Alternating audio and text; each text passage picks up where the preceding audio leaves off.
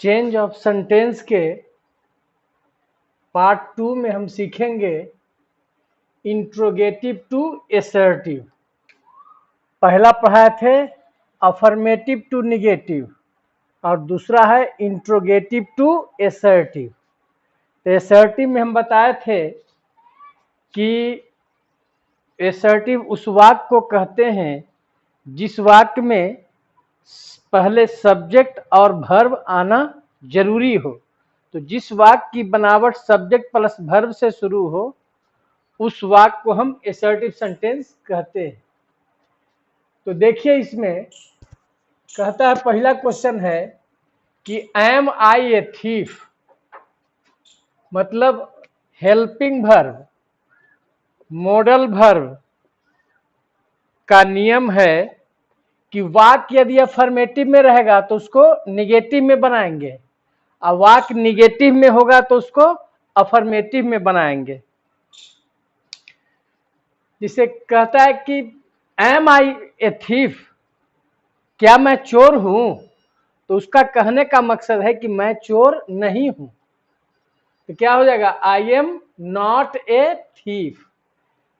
तो helping verb से या मॉडल वर्ब से वाक्य शुरू हो तो उसमें इस चीज का ध्यान रखना है कि वाक्य अफर्मेटिव में तो एसर्टिव बनाइएगा निगेटिव में, और वाक्य निगेटिव में तो एसर्टिव में उसे अफर्मेटिव में बनाएंगे।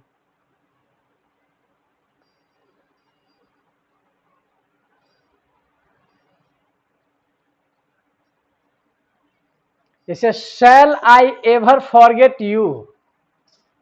देखिए शैल पहले निकला हुआ है मॉडल वर्ब, तो ये वाक्य अफर्मेटिव में है, इस वाक्य में एवर लगा हुआ है। तो यदि वाक्य में एवर लगा हुआ हो तो वैसे वाक्य को निगेटिव में नेवर में चेंज करेंगे।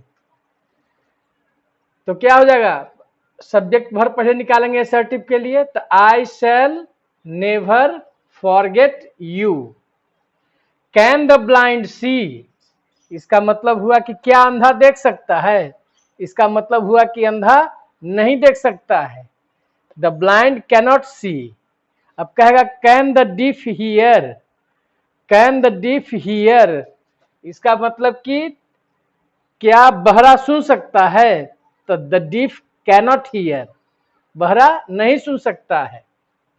Have I no love for you, देखिए वाक्य निगेटिव में है, ये वाक्य निगेटिव में है तो उसको चेंज करेंगे कहां, अफर्मेटिव में। Have I no love for you, इसका मतलब कि I have love for you. Is she not innocent, क्या वह निर्दोष नहीं है? इसका मतलब कहने का मतलब है कि वह निर्दोष है। He is innocent. Can human nature change, क्या मनुष्य का स्वभाव बदल सकता है? इसका मतलब कि मनुष्य का स्वभाव नहीं बदल सकता है। Human nature can not change. तो इससे आपको क्या समझ में आया, हेल्पिंग मॉडल से यदि वाक्य रहे तो उसमें ध्यान रखना है कि वाक्य अफर्मेटिव में रहे तो चेंज कीजिएगा उसको निगेटिव में, और यदि वाक्य निगेटिव में हो तो चेंज कीजिएगा उसको अफर्मेटिव में। और यदि उस वाक्य में एवर लगा हुआ हो, किसी वाक्य में एवर लगा हुआ हो तो उसके निगेटिव में नेवर का प्रयोग कीजिएगा। अगला क्वेश्चन देखा जाए। अगला क्वेश्चन है who has seen the wind. Who से वाक्य शुरू हुआ है, तो हु वाला वाक्य अफर्मेटिव में है तो उसको एसर्टिव में बदलिएगा, तो नो वन या नो बडी या नन का प्रयोग कीजिएगा। भाव पता लग जाता है। जिसे कहा कि हवा को किसने देखा है, तो इसका मतलब कि हवा को किसी ने नहीं देखा है। तो किसी ने नहीं के लिए no one, nobody, none has seen the wind. Who वाला वाक्य अफर्मेटिव में। अगला क्वेश्चन देखिए, who does not know Bhagat Singh. Bhagat Singh को कौन नहीं जानता है, निगेटिव वाक्य है। तो जब हु वाला वाक्य निगेटिव में हो, हु वाला वाक्य निगेटिव में हो तो उसको एसर्टिव में बनाने में एवरीवन या एवरीबॉडी का प्रयोग करना है। क्योंकि भाव आ जाता है इसका कि भगत सिंह को कौन नहीं जानता है, मतलब सभी भगत सिंह को जानते हैं। तो एवरीवन या everybody knows Bhagat Singh. Who is greater than God, affirmative वाक्य है, तो हु वाला वाक्य अफर्मेटिव में रहने पर हु के यहां पर क्या प्रयोग करते हैं, नो वन या नो बडी या नन, तो none is greater than God.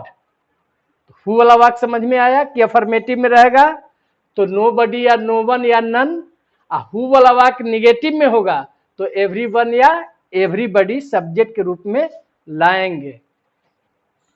अगला है when will he become a doctor. When से शुरू हुआ है इंट्रोगेटिव, तो इसको बनाएंगे कैसे, जहां व्हेन लगा हुआ हो तो उस वाक्य में नेवर लगा करके निगेटिव बनाएंगे। तो इसका मतलब क्या हो गया, he will never, subject verb पहले ला रहे हैं असर्टिव में। असर्टिव का मतलब जिस वाक्य में पहले सब्जेक्ट और वर्ब हो, तो सब्जेक्ट वर्ब निकाले ही विल, व्हेन को नेवर में, बिकम ए डॉक्टर, तो नेवर का प्रयोग मेन वर्ब के ठीक पहले करना है। हाउ कैन आई पे योर काइंडनेस, मैं आपकी इस दयालुता को कैसे पे कर सकता हूं, कैसे चुका सकता हूं। तो इसका मतलब है कि मैं आपकी दया भाव को हम नहीं, कभी नहीं चुका सकते हैं। तो हाउ से यदि वाक्य शुरू हो तो उसका भी निगेटिव नेवर लगा करके ही, हाउ कैन आई, तो आई कैन, हाउ के नेवर में चेंज कर देंगे, तो आई कैन नेवर पे योर काइंडनेस। तो व्हेन और हाउ से जो इंट्रोगेटिव वाक्य हो तो उसका निगेटिव जो है नेवर लगा करके बनाया जाता है। Where will he learn English, वह अब अंग्रेजी कहाँ सीखेगा। इसका कहने का मतलब है कि 10-15 जगह गया, कहीं नहीं सीखा, अब वो कहाँ सीखेगा। तो वेयर वाला वाक्य यदि अफर्मेटिव में हो तो इसका निगेटिव दो तरह से बना सकते हैं। एक तो बना सकते हैं he will learn English nowhere, nowhere लगा करके उस वाक्य को आप असर्टिव में बना सकते हैं। या ही विल नॉट, यदि विल नॉट करेंगे निगेटिव में नॉट लाएंगे तब यहां एनी वेयर हो जाएगा, तो he will not learn English anywhere. Not लगाएंगे तो एनी वेयर, अगर नॉट नहीं लगाएंगे तो डायरेक्ट अंत में नो वेयर का प्रयोग करेंगे। अब where will he not be respected, where वाला वाक्य देखिए निगेटिव में है, तो निगेटिव में जब रहेगा तो इसका भाव पहले समझिए क्या कहता है कि उसको रिस्पेक्ट कहाँ नहीं मिलेगा, मतलब उसको रिस्पेक्ट हर जगह मिलेगा, तो उसमें एवरीवेयर का प्रयोग कर देंगे, मतलब he will be respected everywhere. इसका मतलब कि वेयर वाला वाक्य अफर्मेटिव में हो तो उसके निगेटिव बनाएंगे, असर्टिव बनाते वक्त नो वेयर का प्रयोग करें या तो नॉट लगा करके एनी वेयर। जब नॉट लगाएंगे तो क्या हो जाएगा एनी वेयर, और नॉट नहीं लगाएंगे तो सीधे नो वेयर से हो गया ये। तो वेयर वाला वाक्य निगेटिव में रहने पर एवरीवेयर का प्रयोग करेंगे क्योंकि भाव वही आता है। जिसे पूछे कि वह कहां नहीं जा सकता है, मतलब वह सभी जगह जा सकता है। Where will he not go, where will he not go, तो ही विल गो एवरीवेयर।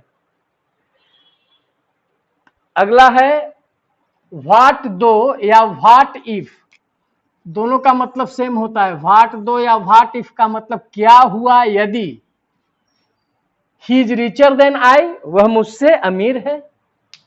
तो इसमें क्या कीजिएगा कि व्हाट दो या व्हाट इफ के जगह पर लिखिएगा it does not matter much even if, पहले इतना जोड़ना होगा।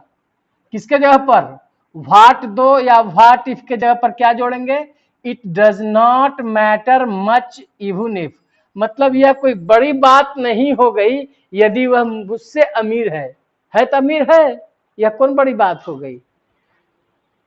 तो इवन इफ या even though, it does not matter much, even if लिखिए या इवन दो लिखिए, उसके बाद जोड़ देंगे he is richer than I. अब जैसे कहेगा what more can I do, अब और मैं क्या कर सकता हूं। व्हाट मोर से वाक्य शुरू है, तो इस व्हाट मोर के जगह पर नथिंग मोर लाइएगा एसर्टिव बनाने में। तो I can do nothing more, मतलब मैं इससे और ज्यादा नहीं कर सकता हूं। व्हाई ईट सो मच, इतना क्यों खाना।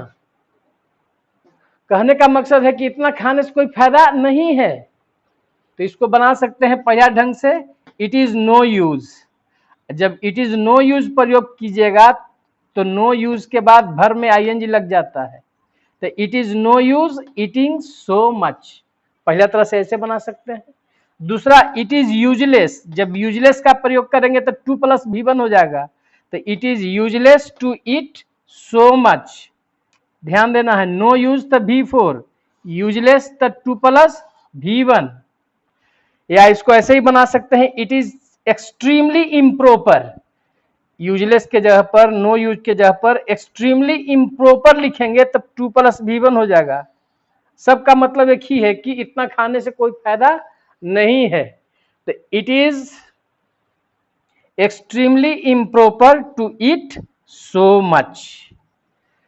16वां और अंतिम एग्जाम्पल देखिए, इसमें कहता है क्या कि व्हाट डज इट मैटर, यह कौन सी बड़ी बात है, if he does not come, यदि वह नहीं आता है। कहा कि फलना नहीं आता है, तो कौन बड़ी बात हो गई, नहीं आता है तो नहीं आता है। कहने का मकसद है कि यह कोई बड़ी बात नहीं है यदि वह नहीं आता है।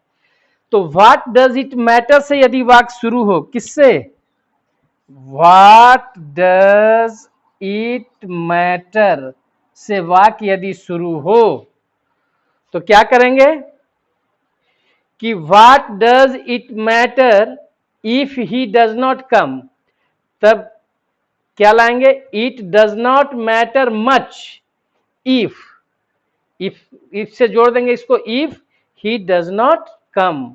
इसका मतलब कि व्हाट डज इट मैटर के जगह पर क्या लिखे, it does not matter much, और उसके बाद इफ से उस वाक्य को हमने जोड़ दिया।